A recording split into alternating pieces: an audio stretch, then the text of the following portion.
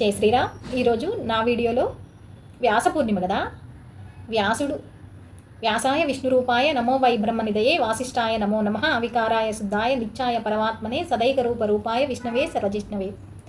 చాగంటి వారి శ్లోకం. నేను అదే చెప్పేది, నాకేదో గురువులు తెలిసి నేను గురువుల్ని సరైన గురువుని ఆయన చూపించిన, అంటే మనం ఆయన ఎవరికి గురువు నమస్కారం చేస్తారో ఆయనే నాకు గురువు. భగవంతుడి అనుగ్రహం ఎట్లా ఉంటుందంటే, ఒక మంచి తల్లి దొరకడం. నేను అందుకే అనేది, చిన్నజీయర స్వామి వారి నా జీవితంలో నేను ఆయన చూసింది, ఆయన మొట్టమొదటిగా మాట్లాడిన మాట చెప్తానేనండి. వనస్థలిపురం వచ్చిన కొత్తలో రామాలయంకి చిన్నజీయర స్వామి వారు వస్తారు అని అన్నారు. ఆయన ఎప్పటి నుంచో రమ్మని పిలుస్తున్నారంట. ఆ టైం భగవద్ అనుగ్రహంతో ఆయన వచ్చే టైంకి నేను కూడా అక్కడ ఉండగలిగాను.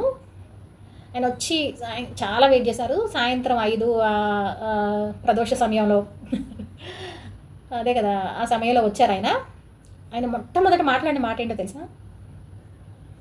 మనుష్య జన్మ ఎందుకు? ఎవరు మాట్లాడలే లేచి కొంచెం సమయం ఇచ్చారు. ఆయన మధ్యలో కొంచెం సమయం ఇచ్చారు. మనకేమో ఆరాటం, ఏదో తెలుసని కాదు, ఇంత తెలిసినా చెప్పేయాలి. అమ్మో, అంత ధైర్యమా? మౌనం. కొద్దిసేపటి తర్వాత ఆయనే మాట్లాడడం మొదలుపెట్టారు. 86 లక్షల జీవరాశుల్లో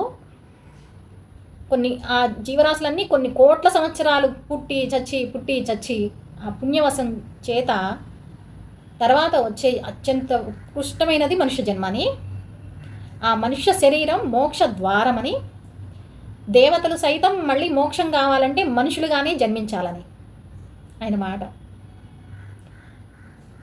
అందుకే అనేది నేను, ఈ శరీరం మనుష్య జన్మ ఎంతడం ఎంత ముఖ్యమో, ఈ శరీరానికి మంచి తల్లి, మంచి తండ్రి, భగవద్ అనుగ్రహంతోనే దైవం చివర ఉన్న మంచి ఆచార్యుడు, తను ఆచరిస్తూ మనకి బోధించేవాడు ఆచార్యుడు, భగవంతుడిపై సరైన గురి కుదిరేలా చూసేవాడు గురువు.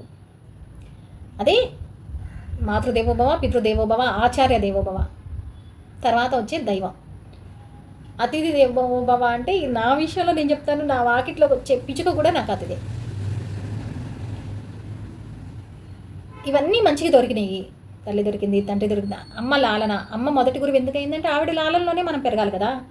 ఆవిడ లాలన ఎలా ఉంటుందంటే, ఇన్ని సంవత్సరాలైనా ఆవిడ లాలన నాకు అందుతూనే ఉంటుంది. తర్వాత తండ్రి పాలన. ఆయన పాలన ఎలా ఉంటుందంటే, ఆయన ఉన్నాడన్న ధైర్యం, ఆయన ఇచ్చిన ధైర్యం ఈ రోజుకి నా అడుగులు. ఆ తర్వాత ఆచార్యులు, అప్పచె పెళ్ళాడు కదా పూల బుట్ట అల్లుకోమని. ఆయన వస్తే అసలు మనం అందుకే అనేది, మనం కొలిచే దేవుడు ఎవరో చెప్తే మన మనస్తత్వం పట్టేయచ్చు. ఏం తెలియదు మనకి, మన తాత ముత్తాతలు కొలిచారు, వాళ్ళకే మనం నమస్కారం చేస్తాం, చాలు, ఆ పుణ్యం చాలు. మన అడుగులు తడపడుకోకుండా సరైన మార్గంలో నడవడానికి మన తాత ముత్తాతల కన్నా గొప్పవాళ్ళు ఎవరు లేరు. లేదు మేము కొత్తగా తెలుసుకున్నాం, ఈయనంట గురువు, ఈయన దగ్గరికి వెళ్తాము, మాకు తెలిసింది, వాళ్ళకు ఒక నమస్కారం. లేదు మేము పాష్, నేను నలుగురు హైఫై, ఆయన గురువంట, 2 నమస్కారాలు వాళ్ళకి. అందుకే చెప్పేది, ఈ శరీరం ఎంత ముఖ్యమో, తల్లి, తండ్రి, గురువు, దైవం నిజమే అంత ముఖ్యం. ఇంకొక విషయం ఏంటంటే, ఈ 4 అంతే ముఖ్యమైన, అంతే అనుగ్రహంతో వచ్చేసిన, భగవంతుడి అనుగ్రహంతో మంచి తల్లి వచ్చింది, మంచి తండ్రి వచ్చాడు, మంచి గురువు వచ్చాడు, మంచి దైవం ఉంది. అప్పుడేది ముఖ్యమో తెలుసా?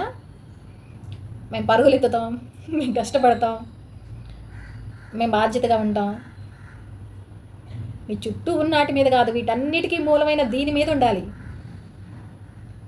దీని ఆరోగ్యం కోసం పరుగులెత్తాలి, దీని విషయంలో బాధ్యతగా ఉండాలి. ఎందుకంటే వీటన్నీ వచ్చినా దీని మీద శ్రద్ధ లేకపోతే, వీటన్నీ ఇచ్చిన ఒక పెద్ద అనుగ్రహం ఏం చేస్తుందంటే దీని మీద నిర్లక్ష్యం ఇచ్చేస్తుంది. మా అమ్మ నమస్కరించి నా క్షేమం కోరుకుంది. మా నాన్న చనిపోతూ కూడా ఆయనకు అప్పచెప్పి వెళ్ళిపోయాడు. ఆ అనుగ్రహంతో ఒక మంచి గురువు దొరికాడు. ఆ తర్వాత నేనేం చేయాలంటే, ఎంత కష్టమో నష్టమో బతుకు, ఇది నిలబెట్టుకోవాలి. ఇది నిలబెట్టుకుంటే భగవద్ అనుగ్రహం. నా వాకిట్లో కుక్కలకి నా వాకిట్లోనే ఆమోదం ఆకులు ఇచ్చినట్టు ఎప్పుడు ఏది కావాలో ఆయన ఇస్తాడు, ఆయనే చూస్తాడు. అంతే కదా, ఆ బ్రహ్మ కీటక జనని ఆవిడే కదా గురుమూర్తి. ఒక పిచ్చుకి ఆహారం పెట్టింది, నాకేం కావాలో ఆవిడ ఇవ్వలేదా? మనకి ఏదైనా కావాలంటే మనం వెళ్ళి అడగవలసింది ఆ దైవానికి. మనకి తల్లిని తండ్రిని సరైన గురువుని ఇవ్వవలసింది ఆ దైవమే. ఆ దైవం ఏదో మనం కొలిచే దేవుడు కాదు, మన తాత ముత్తాతలు కొలిచేసిన దేవుడు. ఆ సరైన దైవం మాత్రమే సరైన గురువుని ఇవ్వగలదు, సరైన గురువు మాత్రమే సరైన నడవడికని ఇవ్వగలడు. అంతా ఒక సర్కిల్. ఇది గురువు గురించి నేను ఆలోచించేది, నేను అనుకునేది గురు కృపతో నాకు తెలిసింది. శ్రీ గురుభ్యో నమః. Thanks for watching.